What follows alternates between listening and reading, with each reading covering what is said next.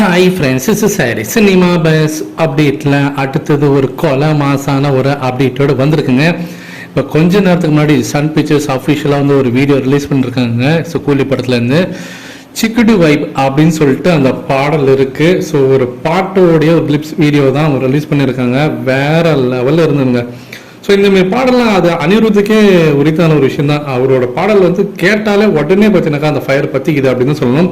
அந்த மாதிரி தான் இந்த பாடலும் இருக்கு. எழுதி வச்சிங்க. இந்த பாடல்லாம் வந்து படம் ரிலீஸ் ஆகிற டைம்லாம் பட்டி தொட்டி இங்கேயும் பட்டையை கிளப்ப போகுது இந்த பாடல். ரஜினி சார் ஆஸ் யூஷுவல் பார்த்தீங்கன்னாக்கா ரொம்ப நாள் கழிச்சு ரஜினி சார் இந்த மாதிரிலாம் அப்படி சோலாவாக ஸ்டெப்பு போகிறதெல்லாம் நம்மளால பார்க்க முடியுது. ஸோ அதெல்லாம் வேற லெவல் வைப்ஸ் அப்படின்னு தான் சொல்லுவேன். ஸோ ஜெயிலர்லேருந்து ரஜினி சாருக்குன்னு சொல்லிட்டு தனியாக வந்து டான்ஸ்லாம் எதுவுமே இல்லாமல் இருந்தது.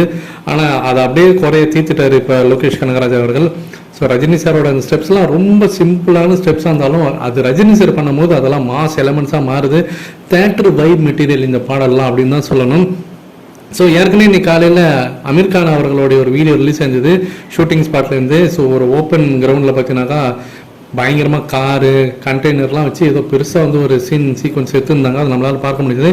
இந்த நிலையில் தான் இப்போ சன் பிக்சர்ஸ் பார்த்தீங்கன்னாக்கா அவங்க சொன்ன மாதிரி இப்போ ஈவினிங் ரஜினி சாரோட பிறந்த நாளை முன்னிட்டு இப்போ இந்த வீடியோ ரிலீஸ் ஆயிருக்கு. ஸோ நமக்கு அந்த ஒரு வைப்ஸ் கிடைக்குது. ஸோ படம் வந்து பார்த்தீங்கன்னாக்கா வேற லெவலில் கலக்க போகுது. அந்த மாதிரி ஒரு வைப்ஸ் கிடைக்குது கண்டிப்பாக.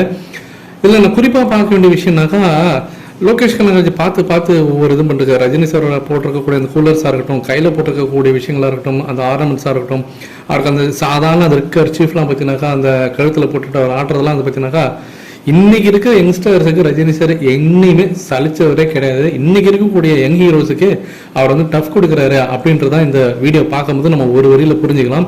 இதை பற்றி உங்களுடைய கருத்துக்கள் என்ன அப்படின்றத மறக்காம கீழே சொல்லுங்க ஃப்ரெண்ட்ஸ்.